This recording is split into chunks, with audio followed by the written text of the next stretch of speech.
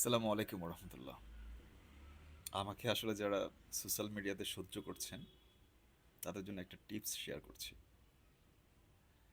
বিষয়টা এরকম, যদি আপনি আপনার কোনো আনন্দের বিষয়, কোনো খুশির বিষয় যদি ফ্রেন্ড সার্কেল বা বন্ধুবান্ধব, পরিবার সবার সাথে শেয়ার করতে পারেন, তাহলে আপনার সেই আনন্দ, সেই খুশি কিন্তু দ্বিগুণ হয়ে যায়। আবার যদি আপনি আপনার দুঃখের কোনো বিষয়, কষ্টের কোনো বিষয় বন্ধু-বান্ধব, আত্মীয়স্বজন কিংবা পরিবারের কারো সাথে শেয়ার করেন, আপনার সেই দুঃখ বা কষ্ট কিন্তু কমে যায়।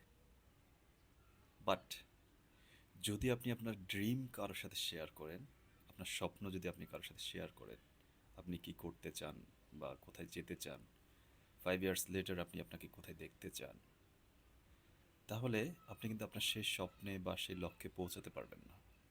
কারণ আপনি আপনার লক্ষ্যে বা স্বপ্নে যখন পৌঁছাবেন, আপনার যে ফিলিংসটা হবে, যে সুখ আপনি অনুভব করবেন, সেই সুখ বা সেই ফিলিংসের একটা বড় পার্সেন্টেজ আপনি আপনার এই শেয়ারের মাধ্যমে কিন্তু উপভোগ করে ফেলবেন।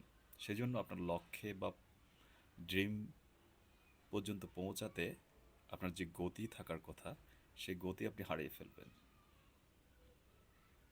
তো নিজের ড্রিমস বা নিজের গোল বা নিজের স্বপ্ন কারোর সাথে শেয়ার করতে হয় না। যদি আপনি আপনার লক্ষ্যে পৌঁছাতে চান, আপনার ড্রিমস, আপনার লক্ষ্য, আপনার উদ্দেশ্য আপনার মধ্যে গোপন রাখুন এবং সেজন্য কাজ করে যান। সবাই ভালো থাকবেন। আসসালামু আলাইকুম।